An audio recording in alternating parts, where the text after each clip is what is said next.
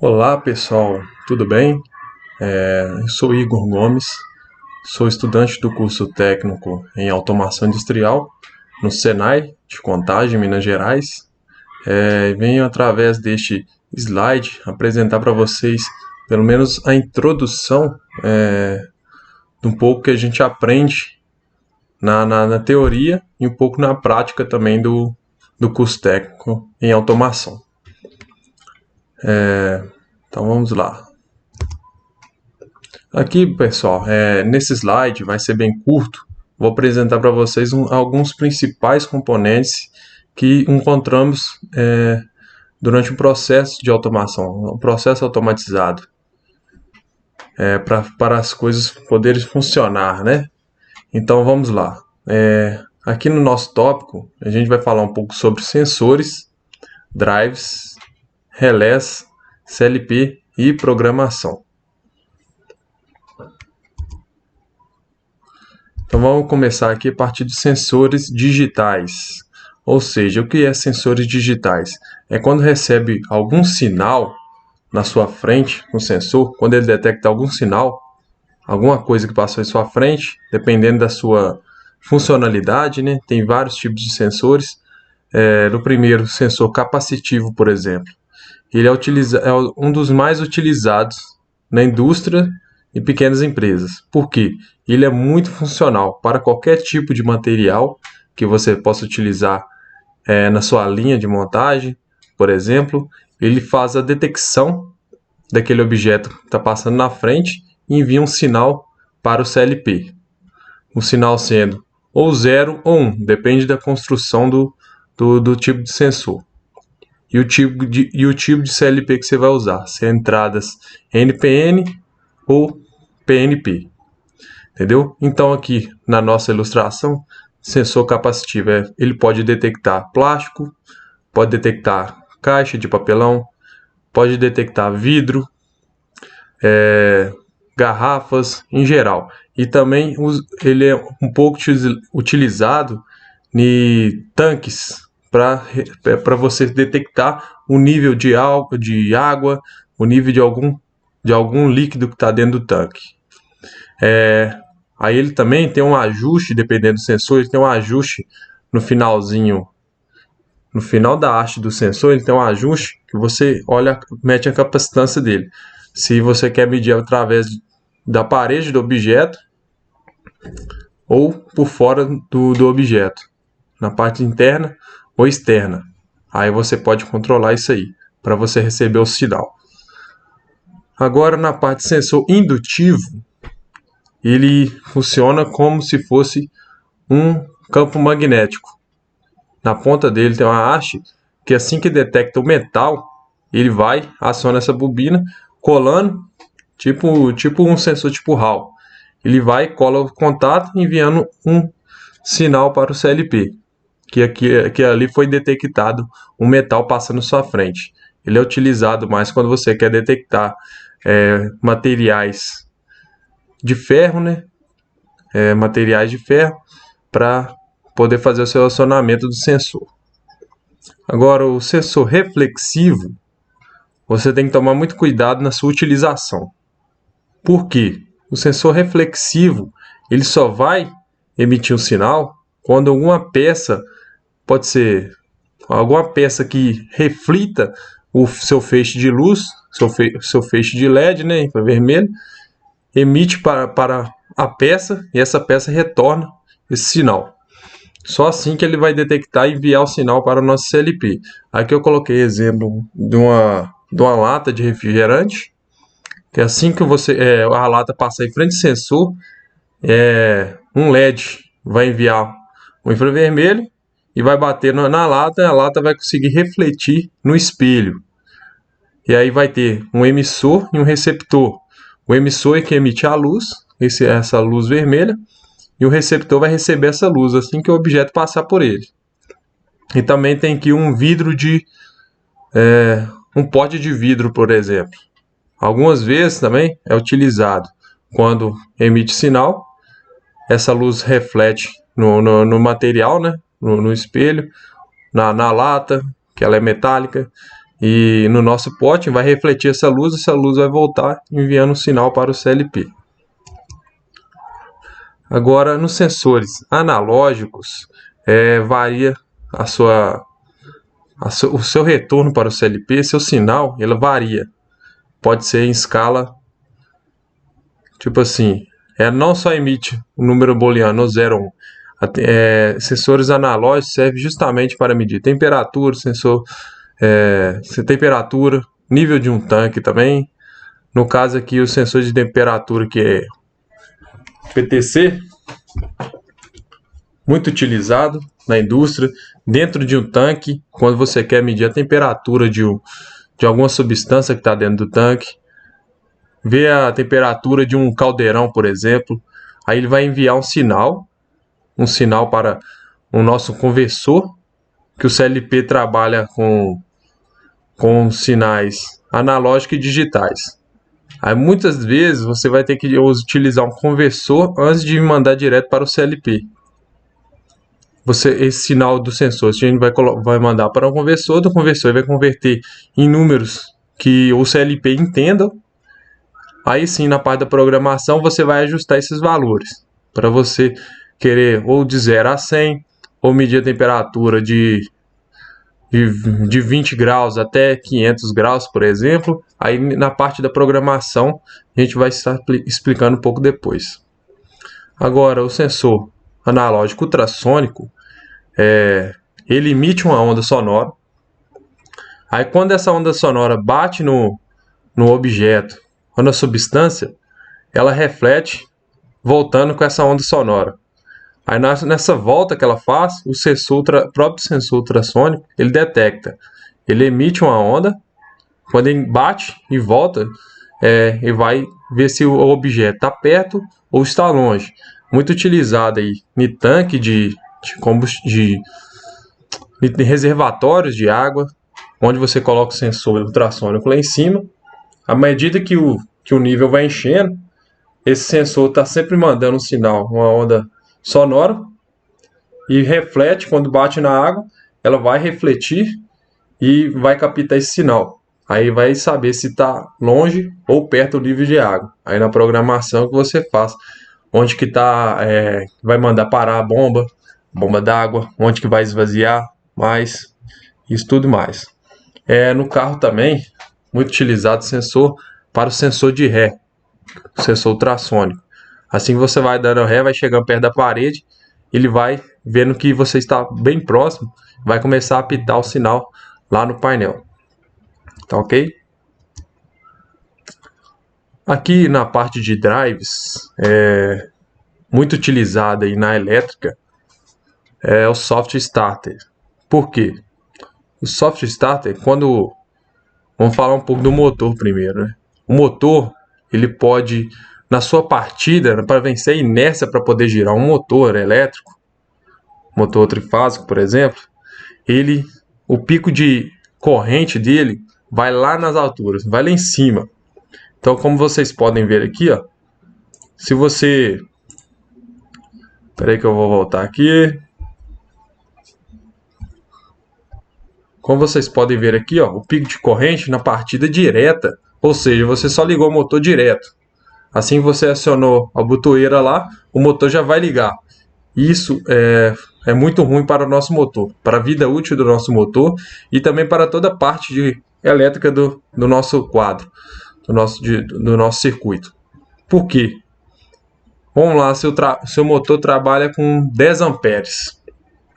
Porém, para vencer a inércia de partida, assim que você vai ligar ele pode chegar a 8 vezes mais a sua corrente, da sua corrente nominal. Então, se o seu motor trabalha com 10 amperes, na partida ele pode alcançar até 80 amperes. Isso aí faz muito, dependendo do dimensionamento, se não estiver correto, vai desligar todo o seu circuito, os disjuntor vai desarmar mesmo, porque é um pico de corrente muito alto. Quando desarma é melhor. Aí aqui, ó, na partida, como vocês podem ver na partida direta aqui, ó, em vermelho, o pico de corrente vai lá em cima, depois que o motor começou a girar, estabilizou ali, depois que saiu da partida, ele vai caindo e vai estabilizar para o seu nível normal de corrente. É muito utilizado também na elétrica a partir de estrela triângulo, onde você utiliza aí contatores aí para fazer o dimensionamento e temporizadores, né? Na parte de estrela triângulo, ele já reduz bastante, drasticamente, o nível de corrente da partida. Assim que você liga o seu motor, olha, observe para você ver a diferença daqui para cá, ó. Vermelho e azul aqui, ó. Assim que você liga o motor, na partida ela vai começar com estrela, então o nível de corrente aqui está baixo. Aí passa um tempo com o temporizador, né?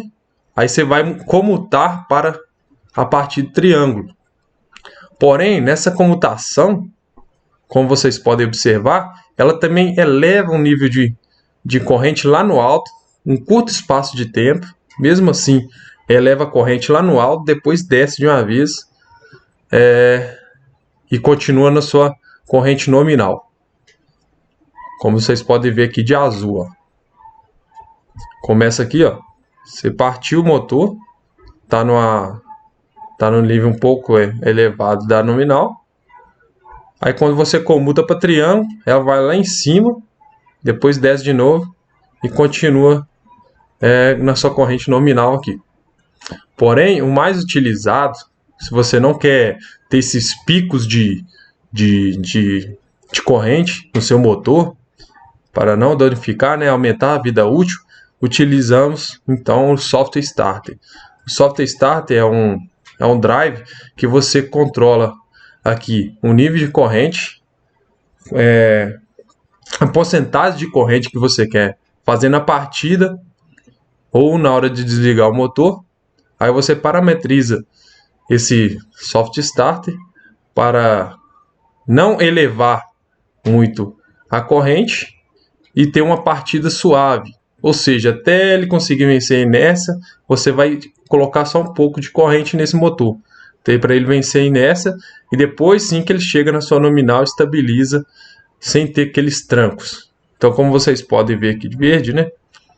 A partida com software start aqui, ela controla a corrente de subida, partiu o motor e vai continuar estabilizando, subindo, subindo, subindo, até chegar numa rotação boa, que a corrente já não está precisando mais desse pico de corrente.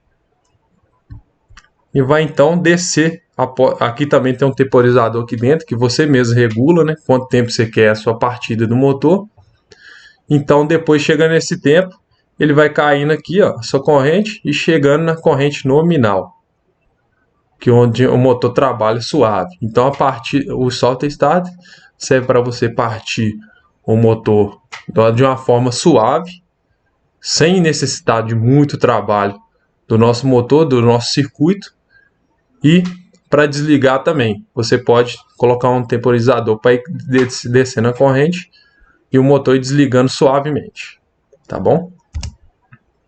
O inversor de frequência. O inversor de frequência, eles até um pouco parecido, né? Sua forma de construção, dependendo de alguns, da WEG. O inversor de frequência, ele serve para controlar a velocidade do nosso motor. Ele pega a nossa tensão de entrada aqui, ó, nossas fases. Ele pega nossas fases, vai entrar no nosso inversor de frequência. Lá dentro do inversor de frequência tem um circuito, tem uma ponte retificadora que vai fazer a corrente AC, que é a corrente AC do nosso circuito, né, de potência. Vai entrar dentro do inversor de frequência, vai então transformar a corrente alternada em corrente contínua para o nosso inversor poder trabalhar. Após isso, essa corrente contínua vai passar para um filtro, aqui, ó, para reduzir a ondulação, né, da nossa corrente contínua. Vai passar por um filtro e no final vai passar para a ponte inversora, que é controlado pelo PWM. Aí lá dentro tem um monte de transistores que vai controlar essa corrente, vai controlar essa tensão em corrente, Então, a partir do momento que você parametrizou, você quer aquela quantidade de... Você quer que o motor trabalhe a 30 Hz, 50 Hz, 60 Hz, 80 Hz. Aí você vai parametrizar o seu inversor. Aí ele vai te entregar no final um controle PWM.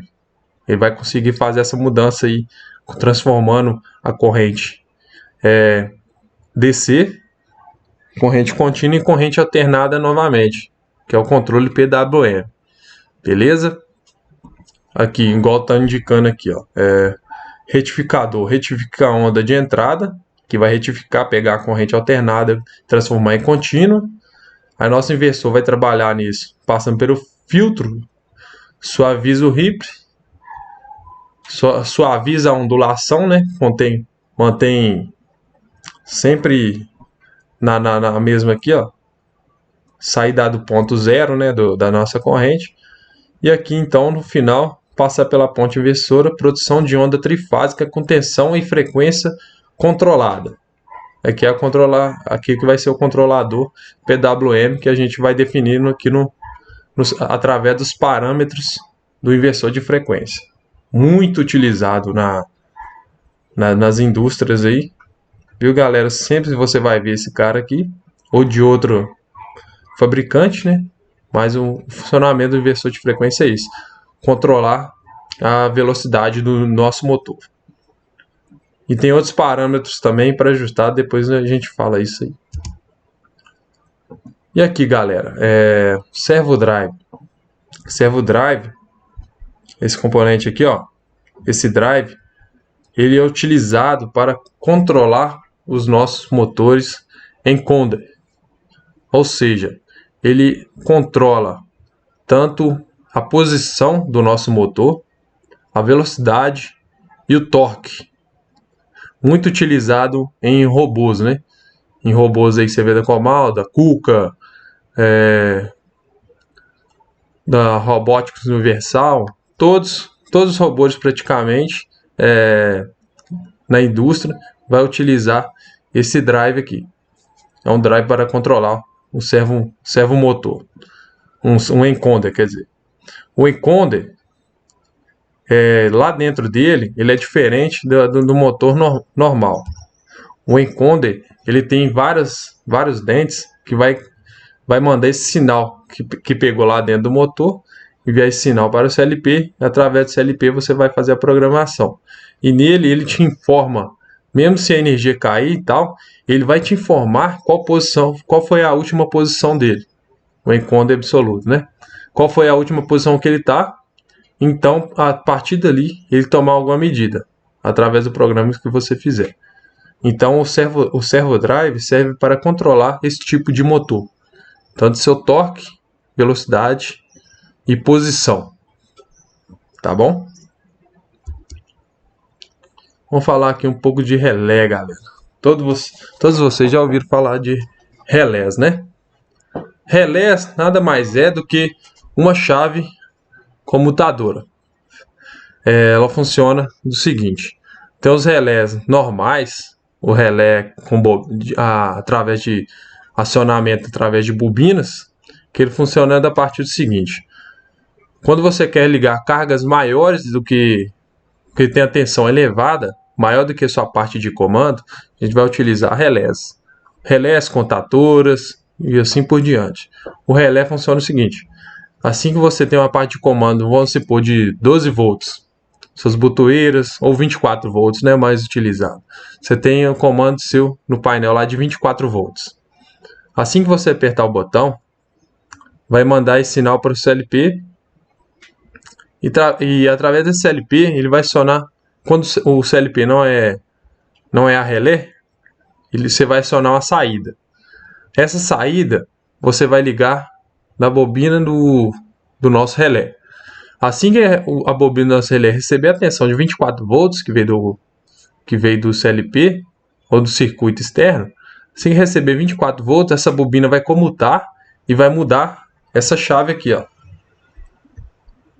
Essa chave então vai mudar, comutar, a bobina vai receber a tensão, né? A partir do comando. Esse relé que eu tô falando é eletromecânico, ele vai comutar a chave então vai fechar o contato, passando energia de uma fonte externa para a nossa carga e vai ligar nosso motor. Tá bom? Se acionou a tensão na entrada no sinal do relé e vai comutar, fechar a bobina, vai comutá-la então acionando a carga externa. Pode ser de 220 volts, 127 volts e assim por diante. É para ligar cargas maiores. Entendeu? Agora temos também o nosso relé, que é isso aqui, ó. Vamos ver se vocês sabem através desse desenho que relé é isso. Isso aqui, ó. É um relé mais seguro. Como se fosse um relé de interface, né?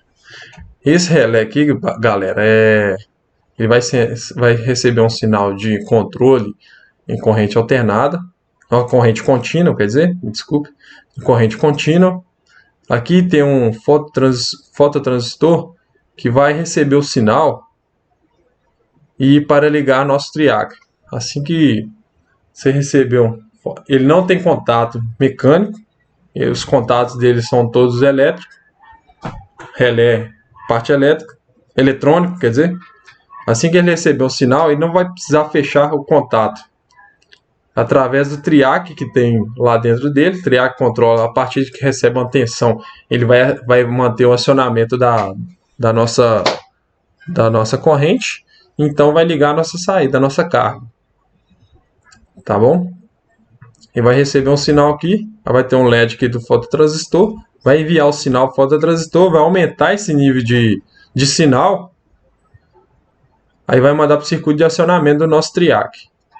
Ao triac receber uma tensão, vindo aqui do fototransistor, recebeu a tensão e vai comutar então a nossa corrente aqui, ó.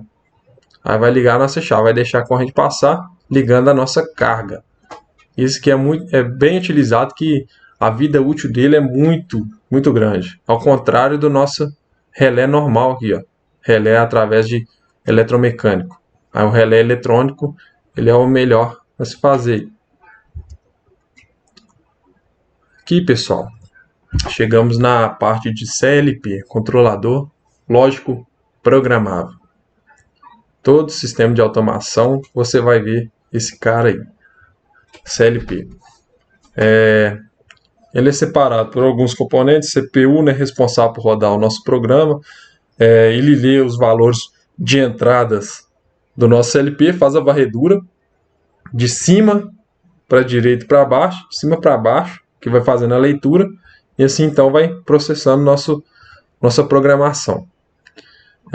Contém a nossa CPU, vai ver os valores de entrada, executar as funções do programa, da nossa programação que a gente vai fazer, transferir as ordens de acordo com as funções. Nosso processador, dentro do CLP, tem a responsabilidade de executar o programa desenvolvido pelo usuário. Então ele vai fazer a leitura de cima e embaixo, sistema. E aí é composto por deixa eu ver aqui, programa desenvolvido pelo usuário. Para isso é composto de um sistema operacional, não pode ser modificado pelo usuário. Então dentro do processador ali, ele já tem sua memória ali que você não pode modificá-lo. É da forma que ele vai trabalhar, que já está especificado dentro do processador. Temos aqui a nossa memória, né? Volátil e não volátil. São responsáveis por armazenar todas as informações necessárias para que o CLP possa funcionar e executar suas funções. Vamos lá. Nossa memória volátil, que a gente pode modificar. Não volátil são memórias do CLP que a gente não consegue modificar. E no CLP também, para ter um funcionamento, a gente precisa de uma fonte de alimentação. Vai regular a tensão de entrada. A maioria dos CLPs funciona na base de 24 volts. Aí no quadro elétrico, você vai ligar um motor. Às vezes você não vai ter diretamente na rede uma tensão de 24 volts ou 12 volts. Então nisso aí você vai precisar de uma fonte só para o CLP, sua parte de comando, sua parte de controle ali, para poder funcionar. E aqui então, galera, é a programação, linguagem de programação de CLP. Aqui temos a norma IEC 611/31/3. Essa norma aí é norma mundial, né? Tem um comissionamento mundial que normativa a nossa programação, como deve se programar, tipo assim, qual linguagem que devemos utilizar, a linguagem mundial, né? Que hoje está previsto aqui na norma IEC, nosso cinco linguagens de programação, que as principais são ladder, gráfico de função sequencial, FBD, diagrama de blocos, né? Texto estruturado e lista de instruções. Essas três primeiras, ladder, SFC e FBD, aqui são linguagens gráficas, ou seja, através de símbolos você vai fazer sua programação. A ladder é a mais utilizada porque os seus componentes, seus símbolos, é muito similar a um diagrama elétrico. Para o pessoal que já mexe com a elétrica, né, eletricista e tal, fica mais fácil dele visualizar o programa. Então, nas empresas, o que mais utiliza são ladder no mundo inteiro, né? Agora, a linguagem de texto estruturado são linguagens que você utiliza mais em processos onde você precisa fazer somas. Você precisa calcular o nível de um tanque, receber os valores analógicos, fazer toda a sua conta ali através do programa. Então é mais utilizado, que é mais viável. Agora, ladder é mais utilizado em processos aí contínuos, onde é que utilizamos mais lógicas booleanas, né? O 0 ou 1, receber sinal, mandar sinal. Mas também é possível fazer sua programação, suas contas, através do ladder. SFC, gráfico sequencial, e FBD. Esse SFC aqui, ó, gráfico de função sequencial, muito utilizado quando você precisa programar uma máquina, por exemplo, que ela deve tomar uma medida só após a outra ter terminado. Ou seja, sequencial. Você cumpriu a primeira etapa, após essa etapa que você vai executar a outra etapa, a etapa 2, por exemplo. Depois da etapa 2, depois que ela fez toda a etapa 2, vai passar para a etapa 3. Assim que funciona a SFC, onde que ela é mais utilizada, né? Processo de sequências. FBD aqui são blocos que nos ajudam, nos auxilia no dia a dia. A gente pode criar um FBD. Vamos, por exemplo, colocar contar de multiplicação, por exemplo. Tem um bloco de multiplicação. Você não vai precisar digitar lá tantas vezes mais isso aqui, mais aquele. O FBD já tem nossos blocos prontos para a gente poder utilizar e incrementar. Tá bom? Aí por hoje aqui é só, vou estar passando só isso. Aí nos próximos vídeos aí vou tentar falar mais só sobre linguagem de programação. Tá bom? Vou estar ensinando vocês passo a passo como você faz as programações aí em ladder, em texto estruturado também. Vou estar tentando trazer alguns conteúdos para vocês, mas o mais utilizado é ladder. Vou focar mais em linguagem ladder. Aqui, galera, separei um programinha aqui no Tia Portal para vocês verem a diferença entre linguagem de gráficos, ou seja, aqui é o ladder, né? Aqui onde eu aciono, aperto o Start. Aqui tem o Stop, aqui o sensor e aqui o motor. O sensor está contato aberto, porque assim que eu energizo no meu sistema, se nada estiver na frente do sensor, eu vou receber um sinal positivo. Então, assim que energizar, vai fechar aqui, ó.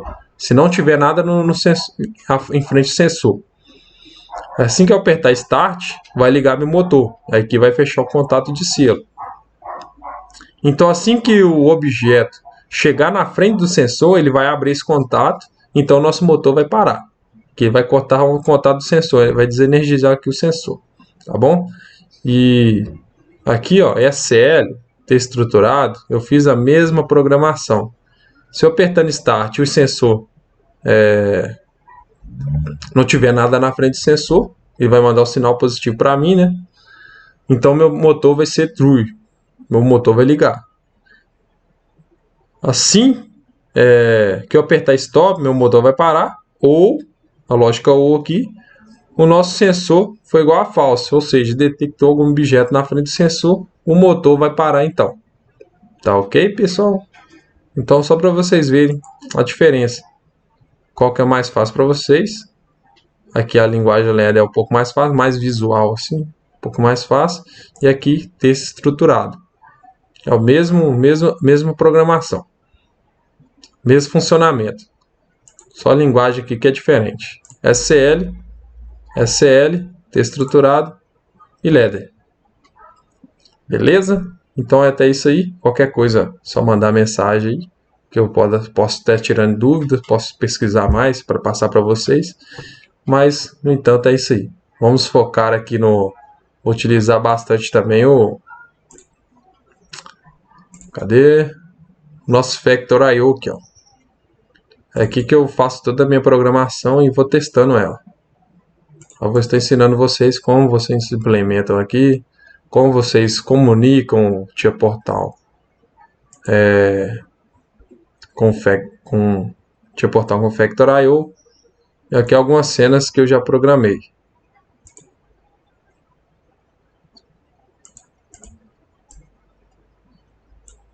Aí observe que eu renomei todos os nossos sensores, né? Tal, para ficar mais fácil na hora da programação.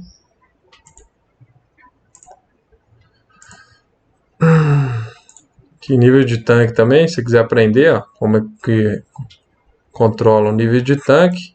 Esse aqui com sensor de nível analógico, vamos receber um sinal analógico, converter esse sinal em valores que o CLP entenda e vamos aparecer aqui no display. Tá ok, pessoal? Além do mais, é só isso mesmo. Muito obrigado por ter assistido até o final. Tamo junto.